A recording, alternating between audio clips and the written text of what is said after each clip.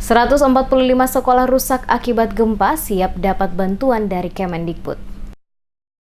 Pasca gempa 6,8 skala Richter guncang 2 kabupaten dan kota Ambon, sebanyak 145 sekolah yang rusak. Siap dapat bantuan dari Kementerian Pendidikan dan Kebudayaan. Penegasan ini disampaikan langsung oleh Kepala Dinas Pendidikan Provinsi Maluku, Saleh Tio, kepada DMS Media Group. Dikatakannya, hingga kini sesuai dengan data yang telah dikumpulkan oleh pihaknya, tercatat sebanyak 145 sekolah mulai dari SD, SMP, dan SMA. Dari total data yang telah dihimpun oleh pihaknya, ada sekolah yang mengalami kerusakan ringan, sedang maupun berat. Dari 145 sekolah tersebut nantinya akan diasesmen kembali oleh Kementerian PUPR lewat Dinas PU dan Dinas PUPR untuk dilakukan rehabilitasi atau perbaikan. Selain pemberian bantuan berupa perbaikan gedung-gedung sekolah, pihaknya juga akan melakukan pendampingan bagi para guru dan siswa yang masih merasa trauma akibat gempa, di mana mereka akan diberikan bimbingan trauma healing. Saat ini tim dari Kemendikbud dari Direktorat SMA dan SMK Pusat saat ini telah tiba di Kota Ambon untuk selanjutnya akan melakukan tinjauan langsung ke berbagai lokasi dan tempat yang terdampak langsung akibat gempa, termasuk melihat kerusakan-kerusakan gedung pendidikan baik di Kota Ambon, Kabupaten SBB dan Kabupaten Maluku Tengah.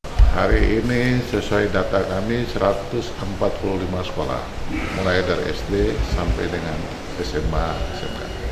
Untuk SMA, SMK apa? Iya, saya punya catatan memang saya nggak hafal ya.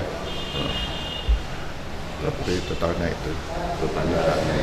Hari ini sudah mulai ada tindakan yang dilakukan oleh Kemendikbud yang kita lihat Direktorat SMA, SMK hari ini telah tiba untuk menyaksikan langsung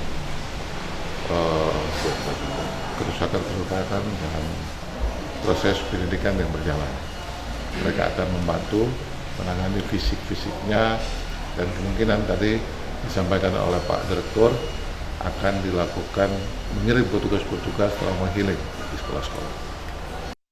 Pihak Dinas Pendidikan juga ikut menyalurkan bantuan bagi para korban gempa, terutama di sekolah-sekolah yang terdampak langsung akibat gempa. Seperti diketahui, gempa 6,5 dan gempa susulan 5,2 yang terjadi telah membuat kerusakan yang semakin parah, termasuk gedung-gedung pendidikan banyak yang mengalami kerusakan dan saat ini menjadi prioritas untuk segera dilakukan perbaikan, sehingga proses belajar mengajar dapat kembali normal seperti sedia kala.